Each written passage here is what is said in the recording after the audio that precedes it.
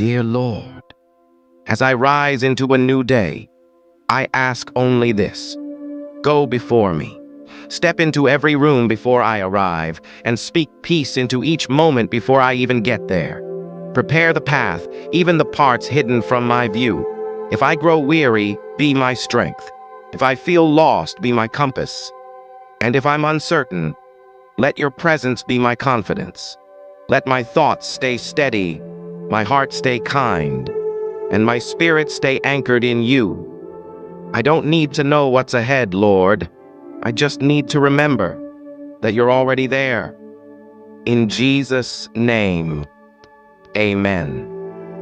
And just like that promise in his word, the Lord himself goes before you and will be with you.